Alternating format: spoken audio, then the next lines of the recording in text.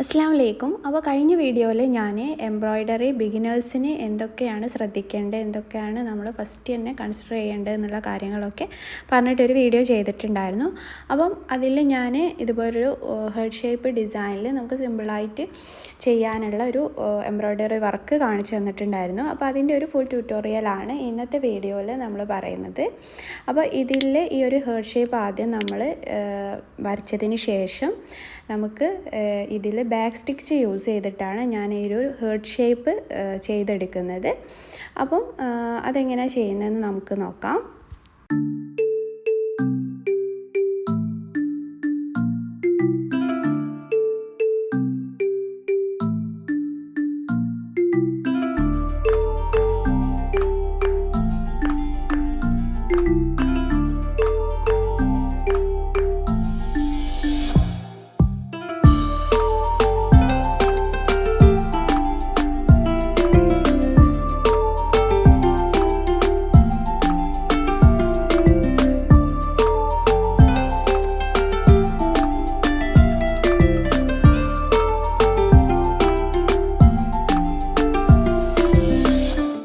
ഇതിനിപ്പം ഒരു double heart shape ഇടാൻ വേണ്ടിയിട്ട് ഒരു ലൈനും കൂടെ നമ്മൾ ഇതുപോലെ ബാക്ക് സ്റ്റിച്ച് വെച്ചിട്ട് ഒന്ന് സ്റ്റിച്ച് ചെയ്തെടുക്കാം.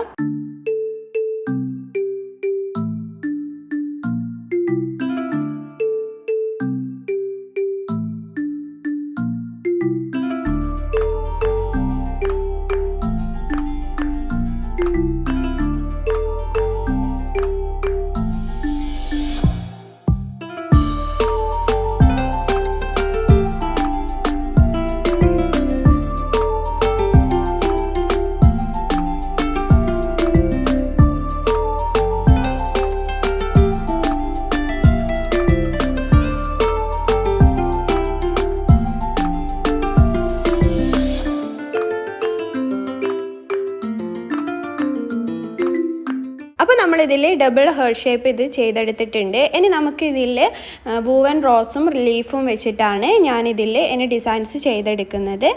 അപ്പം അതിന് വേണ്ടിയിട്ട് ഞാനിതിൽ മൾട്ടി ഷെയ്ഡ് വരുന്ന ത്രെഡാണ് യൂസ് ചെയ്തത്. അപ്പോൾ അത് വെച്ചിട്ട് നമുക്ക് വൂവൻ റോസ് നമുക്കിതിൽ സ്റ്റിച്ച് ചെയ്ത് കൊടുക്കാം.